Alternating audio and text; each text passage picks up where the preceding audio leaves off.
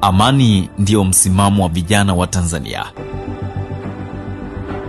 Vijana wanachukuliwa kama nguzo muhimu kwa maendeleo ya taifa na wanatakiwa kuchukua hatua za makusudi kukuza utamaduni wa amani ya nchi yao. Na kutokana na taarifa ya sensa ya watu na makazi ya mwaka 2022, vijana wanafikia 34.5% ya Watanzania.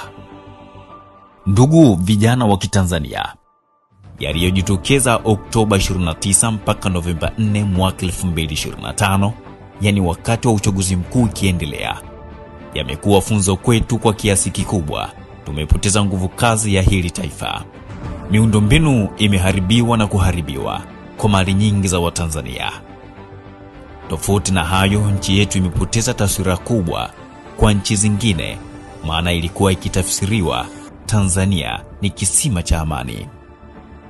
Ndugu vijana wa Kitanzania, tukumbuke kuwa hakuna taifa hapa duniani litakalofurahishwa na amani tulionayo nchini kwetu.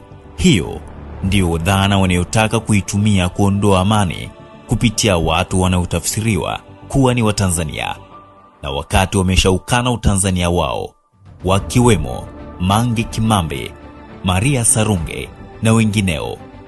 Ndugu vijana, hawa ni vibaraka, wamepewa fedha na mabeberu kuharibu amani ya taifa letu. Na sisi kama vijana wa Kitanzania tumeukataa kwa sauti ya pamoja. Tuna mifano mizuri kutoka nchi nyingi ya Afrika hapa ambapo vijana wametumika na mabeberu kuharibu amani ya taifa lao, ikiwemo taifa la Libya. Ndugu vijana, kwa kumalizia, amani ndiyo tunu ya taifa letu. Tusidanganyike na kukubali kuharibu amani yetu. Tusije tukawa taifa la mfano kwa mataifa mengine yaliyoharibu amani wenyewe. Kazi na utu, tunasonga mbele.